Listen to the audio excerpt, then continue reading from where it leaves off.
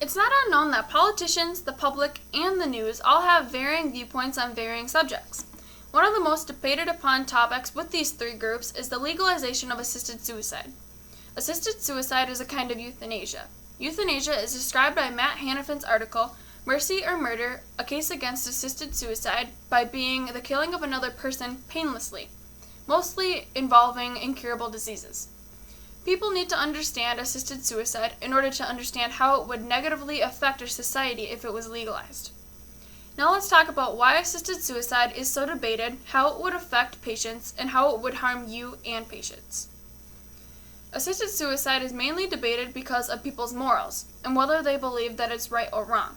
According to Sam Smith with the Denver Post, people push for the legalization of assisted suicide because people should not have to subject themselves to this life of pain, and their loved ones should not have to witness it. Another key reason that people pick a certain side of the assisted suicide debate is their religious beliefs. According to a segment of debate.org labeled, "Should Euthanasia Be Legalized Internationally?" virtually all religions have a law or moral against killing. For example, the Bible states that it's morally wrong for someone to kill another person because it interferes with God's plan for each person and devalues human life. Now that we know somewhat why it's so hard for people to get their point across as to why they believe assisted suicide is right and wrong, we can go into why the legalization of assisted suicide would affect you. Assisted suicide would affect people with weak mindsets, low income or access to money, people being manipulated by doctors, or people facing pressures from outside groups. Supporters of assisted suicide that believe that if it was an option, people wouldn't have lost so much money based on hospital bills. But that's not necessarily true. Dr. Ezekiel J. Emanuel of Harvard Medical School conducted a research project based on money saved by assisted suicide. His entire project was based on the Netherlands, which also legalized assisted suicide. And he said that if the United States had the same rate of people that would accept assisted suicide, that being 2.7% of the population, 62,000 deaths would take place each year with assisted suicide. Based on the studies of Emmanuel, he concluded that each person generally has 4 weeks to live before they die with assisted suicide.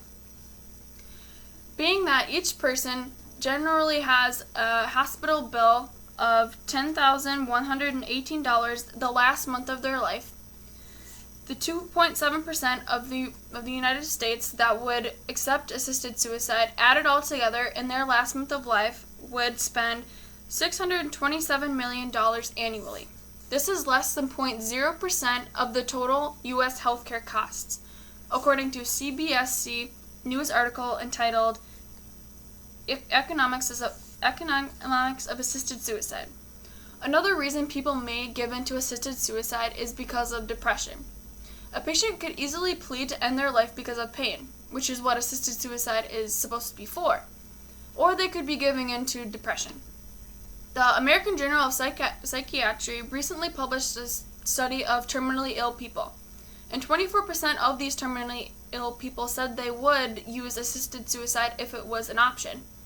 The researchers went even farther and found out that of these 24%, all of them suffered from clinical depression. Patients may also be fearful of unethical doctors. This meaning that they give them false information or they have other reasons to make them or help them kill themselves, basically. Doctors often misjudge a patient's life expectancy, leading them to have false hope and readiness to die.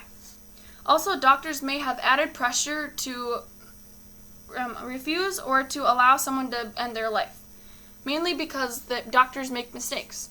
A recent study by Claire Andre on CBC News showed that the shortage of medical staff in the U.S. allows more understaffed hospitals to make more mistakes and give less quality care to patients. Due to this, it's not unlikely for doctors to misjudge tests and provide false information, possibly false information like life expectancy, where if they had the right information, they could live longer, and possibly long enough to get better. Patients may also want to end their life with assisted suicide because of fear and pressure to do so. One major reason may be due to the disabilities and side effects of their treatment or having to live their life out. People need more knowledge about assisted suicide in order to understand how it would affect their society in a negative way. Assisted suicide would cause falsified readiness due to mental illnesses such as depression, fear or imprecise information from doctors, and possibly go against the beliefs of many people in the United States. Although it is very unlikely for everyone to agree on whether assisted suicide should be legalized or not, everyone should know what the legalization of assisted suicide means or what it would do to them.